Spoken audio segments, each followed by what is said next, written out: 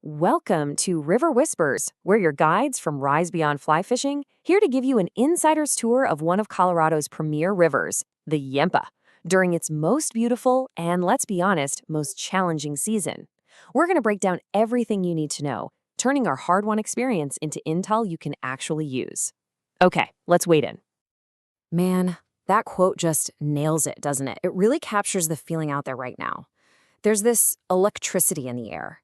You can feel the season turning, the water's getting cold, getting clear, and there's a real sense of urgency for both you and the fish. It is just a special, special time to be on the river.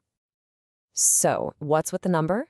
Well, that's how many days the Rise Beyond team is out on the water, every single year. We're not just weekend warriors, This is our office. And all that time translates directly into what we're sharing today. Practical, hard-earned tips designed to actually put you on fish. Now, before we even dream about what flies to use or how to cast, we have got to cover the most critical stuff first. Because look, responsible and successful fishing always starts before you even string up your rod. And I really can't emphasize this enough. You got to pay close attention to this next part. This is a mandatory regulation, and every single person heading to the Yampa this time of year absolutely has to know it. The river has what's called a seasonal closure. And no, it's not a punishment, it's an absolutely vital conservation tool.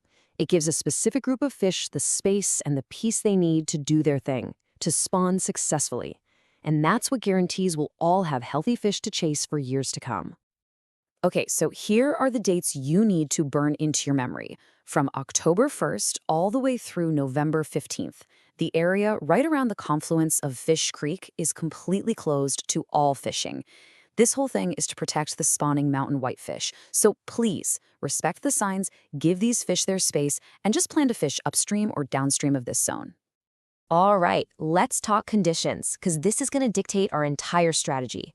Flows are below average, which is actually kind of good news. It means the fish are going to be concentrated in those deeper runs in pools.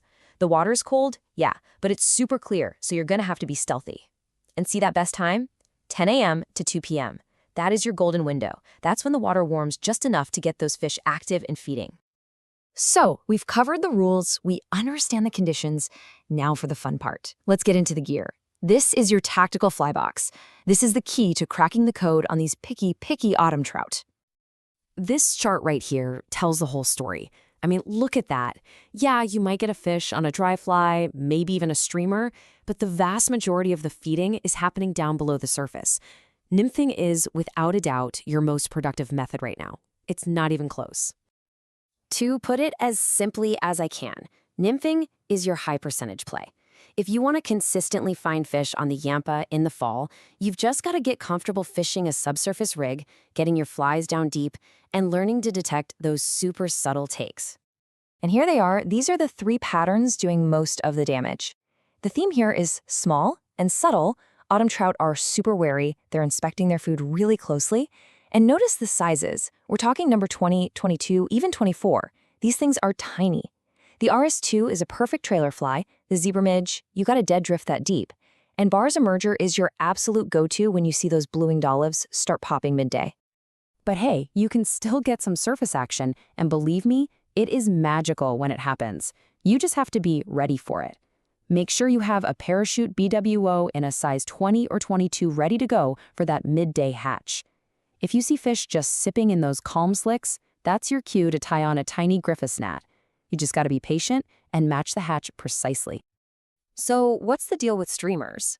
Well, this isn't the time of year to just pound the bangs for 8 hours with a massive articulated fly. Instead, I want you to think of a streamer as a specialized tool. It's something you pull out when you're hunting for a bigger, more aggressive fish in a very specific situation. And this is the tool for that job, a small number 12 mini leech. The whole strategy here is to fish it late in the afternoon, targeting those deeper pockets and shaded banks. You're specifically looking for those bigger post-spawn brown trout that are feeling a little territorial and are on the hunt for an easy, meaty meal. Okay, so you've got the rules down, you understand the conditions, and your fly box is absolutely dialed in. Now, let's talk execution.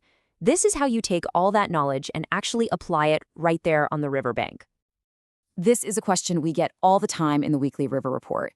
With that gin-clear autumn water, the fish can see everything. So how do you adjust your setup to keep from spooking them?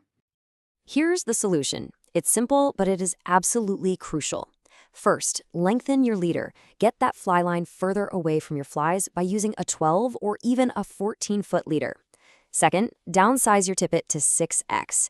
That finer tippet is way less visible, and it lets your tiny flies drift more naturally. I'm telling you, these two little changes can be the difference between a great day and a totally frustrating one. So let's just put it all together in a final checklist. 1. Focus your efforts in that 10 to 2 window. 2. Look for fish in transition water, the seams where fast and slow water meet, and the tailouts of deep pools. And 3. Know your access points, whether it's Steamboat, Stagecoach, or downstream toward Craig. And last, I'll say it again. Always double-check the closure signs before you even think about making your first cast. Okay, we've covered a ton of technical ground, but all these tactics and all these flies, they're pretty meaningless if we don't protect the resource itself. So for our final section, let's connect all this advice back to the core philosophy, the ethos of Rise Beyond, fishing with a purpose. You know, we believe that being a good angler means being a good steward of the river. It's that simple. So let's all make a commitment to tread lightly on the banks, to never ever walk on reds. Those are the gravel nests where trout lay their eggs. And of course, to pack out everything you pack in. The goal should always be to leave the river better than you found it. This quote, this is something you'll hear around the Rise Beyond shop. Anything worth doing is worth overdoing. Moderation is for cowards. Yeah, it's intentionally provocative, right? It's about applying this intense focus and passion to the things that matter most. And sure, you can apply that to fishing, but there's a deeper challenge hiding in there. And that challenge is this. What if we took that same over-the-top passion, that same rejection of moderation, and aimed it squarely at protecting our rivers? What if we became bold, unapologetic, over-the-top stewards of these resources? Now that's something to think about on your next trip out. Thanks for listening. Enjoy the rise.